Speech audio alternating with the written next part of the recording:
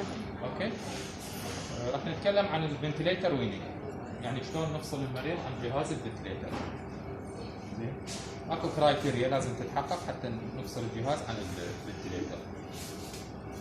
اولا لازم طبعا اول شيء لازم المريض فول كونشيوس، لازم primitive cause for admission should be resolved. السبب الرئيسي اللي دخل المريض عليه على اساس ان العنايه التنفسيه المفروض احنا مسيطرين عليه او يعني اما متعالج المريض او انه سيطرنا على هذا السبب.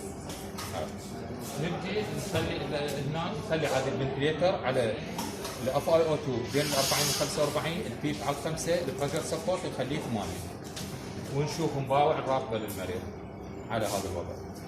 لازم 10 خطوات تتوفر حتى نقول انه المريض هذا مهيئ للويننج.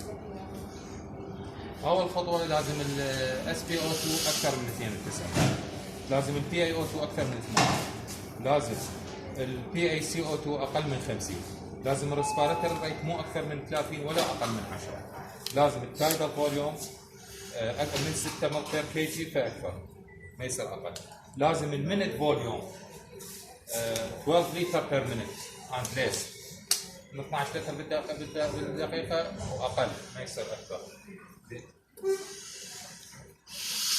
لازم هيمودايناميكلي ستيبل، يعني البلد بريشر البلس ريت ما يزيد اكثر من 20% من البريمتيف ريدنج، يعني قبل ما اسوي لك قراءه الضغط مالت المريض لازم ما يصعد او ينزل اكثر من 20% من القراءه الاوليه. والبلس نفس الشيء، قد البلس ريت مثلا 100 قبل ما نسويه، اذا نسوي له فنتليتر وينج لازم ما يزيد عن 20% من القراءه، يعني ما يزيد عن 120 ولا ما يزيد عن 120. لازم البيشنت يكون ايو فيبر، يعني نوت فيبرش، يعني الحراره مال جسمه طبيعيه. بهالحاله نفصل ورا نراقب المريض حوالي ساعه نقدر نفصله عن الجهاز. انت عندك خيارين، اما هاي الطريقه انه على الجهاز تفحص او التي 2 اللي هي هاي الطريقه. بس طبعا يعني الطريقه الاولى اللي هسه حكيت فيها هي هاي الافضل، بس احنا ورا ما نكمل الويننج من الجهاز نخليه على التي كيوب وايضا راحه من 30 الى 60 دقيقه ونشوف الهيموداينامكس مالته متغيره. تمام؟ هسه اكو شروط ثانيه، كرايتيريا ثانيه لشنو؟ حتى نطلع هذا التيوب، حتى نفصل نسوي اكسكيوبيشن.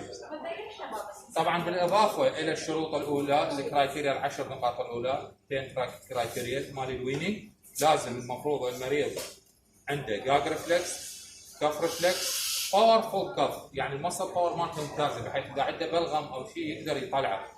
مو احنا نسحب التيوب وما عنده باورفول كف، ما عنده كف ريفلكس بحيث يبقى السبيوتم يتراكم صدره، هاي ما يصير. فهذه وراها على هذه.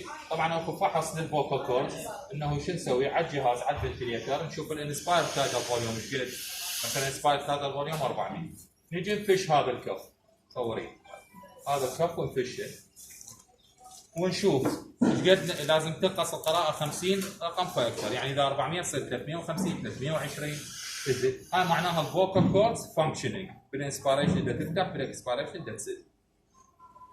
اذا ما صار هذا الشيء يعني الفوكال كورد ما ما صار، ناخذ بالعكس فقط 400 او اكثر او نزلت شيء قليل مثلا 390 380، معناها الفوكال كورد احتمال تكون نون فانكشنينج، فبهيك حاله نحتاج استشاره ENT.